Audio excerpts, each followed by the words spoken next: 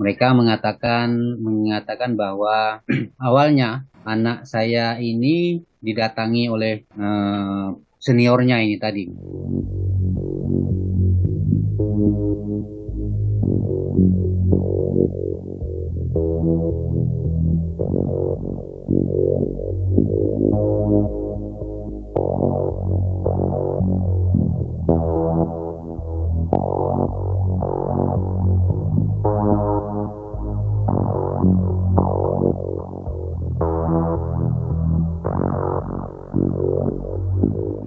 Kronologis tentang kejadian ini saya langsung ke kronologis ya yang dijelaskan oleh tim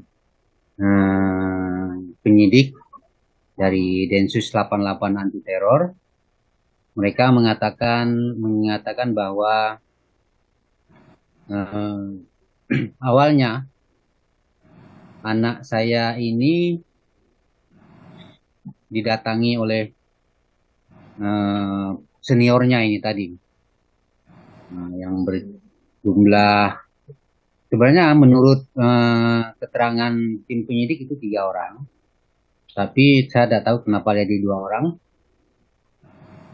Eh, Seperti apa yang dijelaskan di media sosial yang mungkin selama ini sudah 1-2 hari ini eh, sudah eh, tersebar kemana-mana ya. Jadi saya ingin juga menjelaskan bahwa eh, ketiga pelaku ini mendatangi flatnya anak saya. Jadi seperti apa yang dikatakan oleh Kompas TV tadi bahwa Belum diketahui ya Pak ya alasannya kenapa akhirnya menurut pengakuan Bapak tadi 3 seniornya datang menghampiri anak Bapak saat kejadian terjadi itu belum diketahui. Apa alasannya? ya sampai saat ini kami juga belum mengetahui, tapi yang jelas pada saat itu memang ada semacam eh, bisnis senpi ya dengan seniornya nih. Tapi anak saya mungkin ditawari, barangkali mungkin anak saya mungkin menolak ya karena sudah tahu barang itu ilegal ya, sehingga apa yang terjadi di situ mungkin jadi cekcok. Nah, akibatnya anak saya jadi korban. Sebelumnya Pak sempat video call dengan istri Bapak atau sang ibu dari almarhum. Ini apakah almarhum juga sempat menceritakan apa yang sedang terjadi dengan antara almarhum dengan senior-seniornya di Rusun Polri itu Pak? Pada malam sebelum terjadi kejadian ini, almarhum tidak pernah mengatakan bahwa akan terjadi hal seperti itu dan tidak ada masalah dengan senior-seniornya, ya. Tetapi pada malam ini, malam malam sebelum kejadian jam 8 malam, beliau video call bersama saya. Mamanya tidak menghadiri video call karena mamanya lagi sedang sakit kepala, jadi beliau tidur di kamar, saya di ruangan TV. Jadi kami berdua yang melakukan video call dengan Ya. almarhum. Kami ditelepon dari pihak Mabes Polri, ya, nelpon kami dan kami tadinya sepertinya tidak percaya. Siapa tahu ini hoax atau apa kan yang meneror kami. Nah, terus kemudian tidak lama, kemudian dari Polres Melawi menghubungi kami juga menyampaikan pesan bahwa Pak, kami ditelepon dari Mabes Polri untuk memberitahukan berita ini ke Bapak Ibu bahwa eh, anak Bapak Ibu yang bernama Riko sedang sakit keras,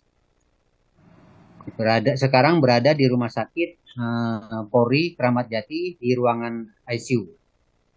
Nah, Pak Pandi kemudian tadi juga Bapak sempat singgung bahwa memang ini diduga terkait dengan bisnis senpi. ya. Apakah ini benar adanya Pak, ada bisnis senpi di dalam Densus 88 atau memang sebelumnya Bapak juga sudah ada tahu info anak Bapak sempat bercerita terkait dengan hal itu atau bagaimana Pak? Anak saya tidak pernah bercerita tentang senpi, berbisnis senpi. Tetapi menurut keterangan dari tim penyidik Mabes Polri anti teror 88, ya, tim Densus 88, menurut keterangan pada saat kami berada di Jakarta kemarin, mereka memberi keterangan bahwa sempat ketiga pelaku senior ini mungkin menawarkan senpi kepada anak saya, tetapi mungkin barangkali anak saya menolak karena dia takut, dia tahu barang itu ilegal barangkali kan, jadi tidak berani. Dan tidak lama kemudian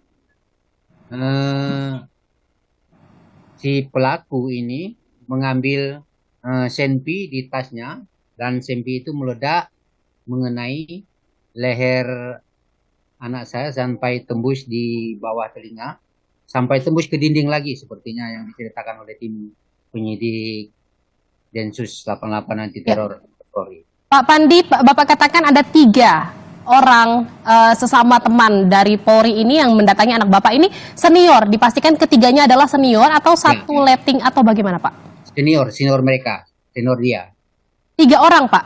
Ya, menurut keterangan. Tapi yang sudah dinyatakan tersangka adalah 2 orang. Lalu satunya bagaimana Pak? Itu menurut keterangan dari tim penyidik Densus pada kami pada saat di rumah sakit kemarin. Terkait dengan bisnis senpi ini yang dijelaskan lagi seperti apa Pak? Memang apakah bisnis senpi ini oleh pelaku sudah dilakukan sebelumnya dan akhirnya mengajak anak Bapak, atau bagaimana? Apa ini baru mau dimulai atau bagaimana Pak? Menurut keterangan dari polisi yang disampaikan kepada Bapak. Kami juga tidak tahu dan polisi juga tidak penjelasan dari kronologis dari tim Densus juga tidak menceritakan tentang sebelumnya berbisnis itu. Tetapi menurut keterangan tim penyidik Densus bahwa ketiga senior ini datang ke flatnya anak saya dan menawarkan senjata barangkali ya. Mungkin yang tadi saya ceritakan bahwa di situ terjadi cekcok ya, mungkin karena anak saya itu menolak atau apa sehingga terjadi cekcok, dan itulah tadi lalu sampai terjadi ledakan senjata itu mengenai anak saya. Baik, dari 3 senior yang mendatangi, baru 2 yang ditetapkan sebagai tersangka. Satunya lagi masih dalam pemeriksaan atau bagaimana Pak yang Bapak ketahui sejauh ini penanganan kasusnya? Sampai saat ini kami sebagai keluarga belum tahu yang satu orang itu bagaimana. Yang jelas pada saat kejadian itu ketiga pelaku ini dalam kondisi mabuk, ya, kondisi mabuk. Terus sebelumnya saya tanya, anak saya mabuk, minum nggak? Menurut keterangan anak Bapak tidak minum karena menurut keterangan itu dia tidak ada bau alkohol. Baik, yang di bawah pengaruh minuman keras adalah 3 senior yang mendatangi anak Bapak. Ya, betul. Selain luka tembak, apakah ada luka atau ditemukan luka lain atau memar atau bagaimana Pak dari kondisi tubuh jenazah anak Bapak? Setelah kami lihat, periksa, karena pada waktu itu di ruang jenazah kami diperkenankan untuk membuka, melihat kondisi tubuh anak saya. Dari ujung rambut sampai ke ujung kaki saya periksa, memang tidak ada penganiayaan sepertinya ya.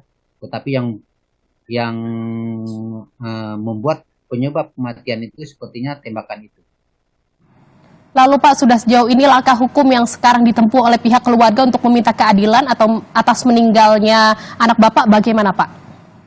Kami sekeluarga berharap ya, dan bukan kami sekeluarga juga, tetapi masyarakat adat, terus keluarga besar kami dan orang Dayak Kalimantan Barat sekarang memohon kepada Bapak Kapolri, ya, bahkan Bapak Presiden sekali sebagai pimpinan negara, supaya Bapak Kapolri menindak tegas pelaku yang telah melakukan kesalahan ini, supaya ditindak tegas sesuai dengan hukum yang berlaku, dan supaya tidak ada lagi terjadi hal-hal yang telah terjadi pada anak saya.